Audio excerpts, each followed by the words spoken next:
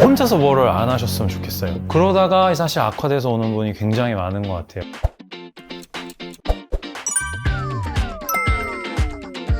안녕하세요, 오븐 피부입니다. 요즘 SNS에서 이거 바르면 기미 완전히 없앨 수 있다, 10회 안에 기미 완전 박멸 가능, 전문적인 잡티 제거 100% 효과 보장, 이런 광고 보신 적 있으신가요? 이런 곳들은 사실 절대 피해야 합니다.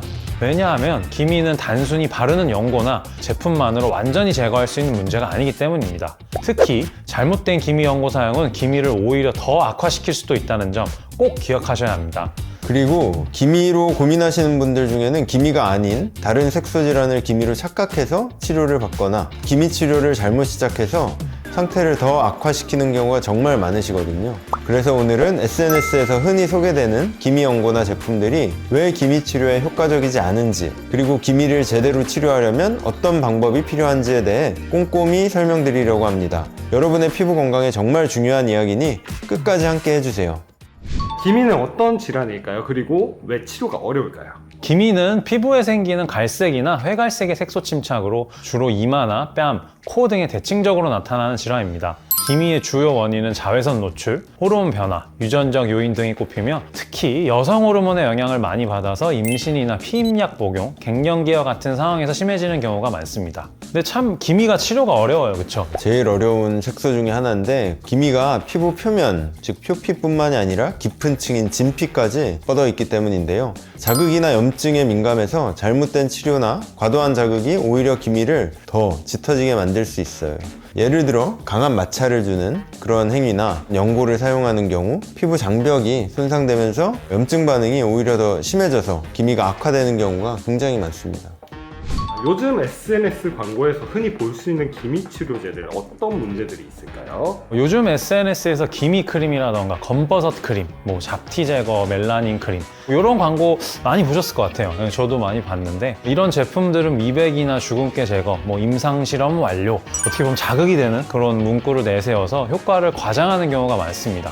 하지만 이런 제품들은 단순히 예방 차원에서 도움을 줄 수 있을 뿐이지 이미 생긴 기미를 치료하거나 제거하는 데는 큰 효과가 없다고 생각을 해요. 오히려 이런 제품들을 무턱대고 사용하면 피부 장벽에 자극을 준다던가 염증 반응을 유발해서 기미가 더 짙어지는 경우가 많은데요. 예를 들면 기미 크림으로 유명한 멜라논 크림이라던가 도미나 크림 같은 제품에 들어있는 대표적인 성분이죠. 하이드로퀴논 같은 경우에는 도움이 되는 성분이긴 하지만 자결감이나 피부염, 붉어짐 같은 부작용을 유발하기도 합니다. 그리고 또 대표적인 성분이 있잖아요. 항노화 크림으로 많이 알려진 스티바 A 크림이라고 트레티노인 성분이 있는데, 그것도 자극이 강해서 자칫 잘못하면 피부염이 생기거나 기미가 더 짙어 보이게 만드는 경우가 종종 있습니다.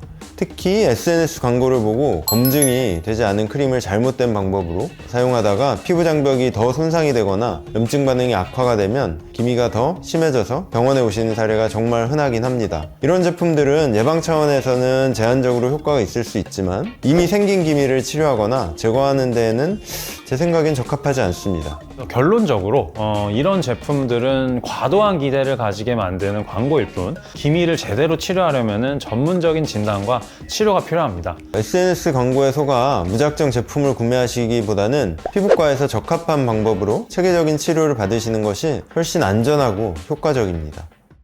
그렇다면 왜 기미 환자들이 환부에 자극을 받게 되면 증상이 더 악화되는 걸까요? 기본적으로 기미라는 것 자체가 피부가 약해져 있고 장벽이 무너져 있어서 2차적으로 생기는 염증 때문에 색소 침착이 생기는 그런 일련의 과정을 가지고 있다고 생각하시면 되는데요. 특히 제일 강한 이 자극 중에 하나가 마찰, 즉 문지름입니다.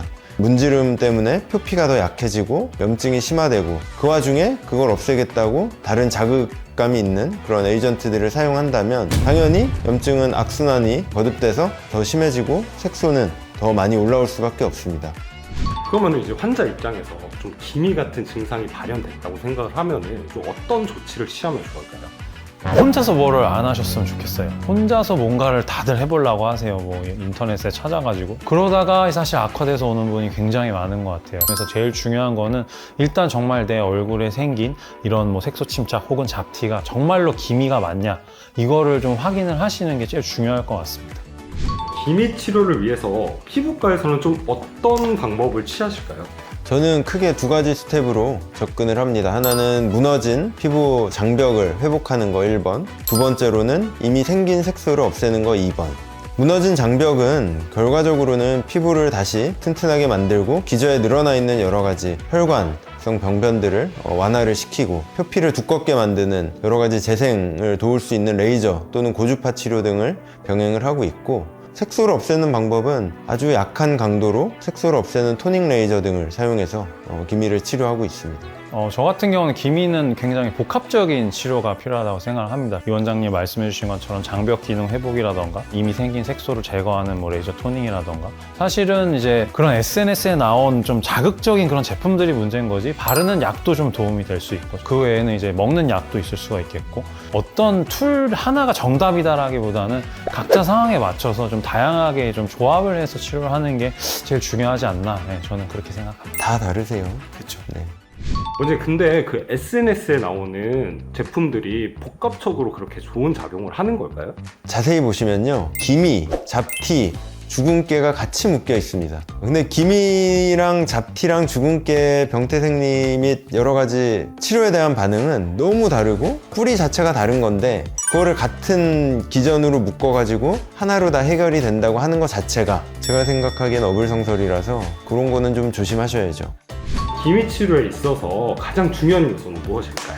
기미 치료에서 가장 중요하다고 생각하는 것 중에 하나는, 기미는 완치 개념으로 접근하는 게 아니라는 거죠. 뭐 레이저 토닝을 10번을 했으니까 끝나야 돼 이러는데, 사실은 굉장히 복합적인 요인으로 인해 생기는 거고, 치료를 멈추면은 또 어느 정도 생기는 포션이 있는 거고, 그리고 뭐 어떻게 보면 본인의 생활 습관에 문제가 있을 수도 있고, 아니면 타고난 뭐 유전적인 문제가 있을 수도 있고, 하여튼 다양한 원인이 있기 때문에 완치라고 말하기는 정말 어려운 것 같아요. 덧붙이자면 꾸준한 관리가 필요하다고 말씀을 드리는 건데요, 기미라는 병변은 피부에서 가장 액티브한 살아있는 색소 질환이라고 보시면 되기 때문에 꾸준한 관리를 통해서 서서히 완화를 시키고 더 심해지지 않게 억누르는 치료가 필요하다, 이렇게 말씀드릴 수 있겠습니다.